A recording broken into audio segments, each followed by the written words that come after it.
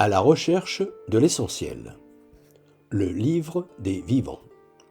De la part de Jésus de Nazareth. Un agité de la ville. À partir de Jésus mettait pied à terre quand vint à sa rencontre un homme de la ville possédé de démons.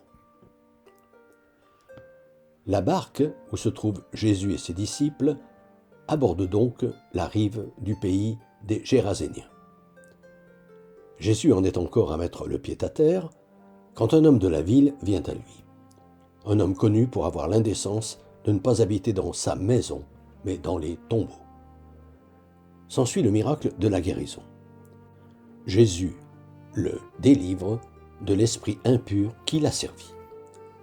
Il l'apaise d'un coup en réduisant à un troupeau de porcs toutes les formes que cet esprit impur a prises à ce jour pour le tenter. Troupeau qu'il fait se précipiter dans la mer du haut de l'escarpement dangereux où l'esprit impur, sous tous les aspects qu'il se plaisait de prendre, ne cessait d'entraîner l'homme de la ville. Prévenus de ce qui vient de se passer, les gens alentours accourent vérifier ce qu'on leur a dit. Quand ils arrivent, ils sont estomaqués de trouver ce jouisseur invétéré, cette espèce de porc dont nul n'aurait su dire toutes les turpitudes, sagement assis aux pieds de Jésus, l'écoutant parler, revêtu de tout son bon sens. Ce qui pourrait se lire aussi, c'est un homme qui a quitté le calme de sa campagne pour aller faire fortune en ville, un homme qui, désormais, n'a plus d'assise solide, qui a toujours quelque chose de plus important à faire que de perdre son temps à écouter et regarder ce qui l'entoure ou à réfléchir au sens de son existence. Un agité, qui brûle sa vie par les deux bouts, qui se laisse emporter par le tourbillon où chaque jour l'entraîne, et persiste le soir à se laisser abêtir par un programme de télévision inepte quand il ne va pas gesticuler dans une boîte de nuit, alors qu'il aurait tellement mieux à faire avec sa femme et ses enfants. Je note au passage que, tel cet homme de la ville, je suis souvent si occupé à formuler correctement ce que je dois dire qu'en devient pratiquement absent celui au nom duquel je suis censé écrire, tandis que j'écris. Et que je devrais plus fréquemment veiller à augmenter la durée de ces instants de lucidité si je veux éviter de prendre le risque de penser et écrire n'importe quoi, qui ne serait donc que de moi. Mais cette transformation, ce changement ahurissant, cette conversion, qui a pour prix de voir les démons de chacun jetés à la mer en vrac, fait peur. Elle fait tellement peur que ceux qui sont censés être venus vérifier qu'est vrai ce qu'on leur a raconté, prient Jésus de s'en aller de chez eux. Le texte de l'Évangile précise que l'homme de la ville possédé par les démons est venu de lui-même à la rencontre de Jésus.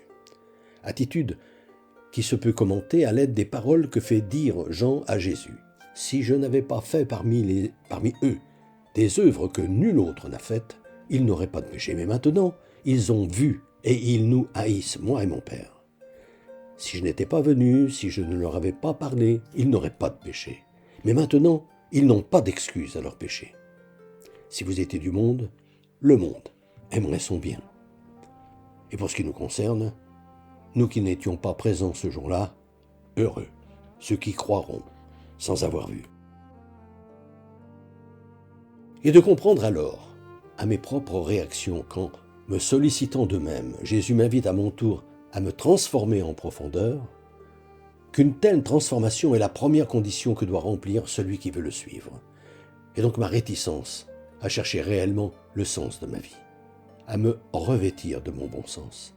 Moi, cet homme de la ville, qui suis sorti de ma campagne, qui suis sorti de chez moi, au point de m'interroger, en reprenant instinctivement les mots mêmes qu'utilisa Marie, comment cela se fera-t-il ? Avant d'entendre la réponse, par laquelle Luc conclut cet épisode de la guérison du démoniaque, l'homme dont les démons étaient sortis le priait de le garder avec lui. Mais Jésus le renvoyait en disant « Retourne chez toi », ce qui veut dire « Rentre dans ta maison, va y retrouver l'homme véritable que tu es appelé à devenir, et raconte tout ce que Dieu a fait pour toi. » À la semaine prochaine, fraternellement. Depuis des années, environ une fois par mois, j'envoie une lettre d'information spirituelle à tout mon carnet d'adresses. Le thème du moment est, depuis janvier 2019, être chrétien, ça veut dire quoi ? Si ce sujet vous intéresse, n'hésitez pas à me transmettre votre mail en vous contentant d'indiquer auditeur YouTube, vos noms et prénoms et éventuellement votre numéro de téléphone si vous souhaitez me parler.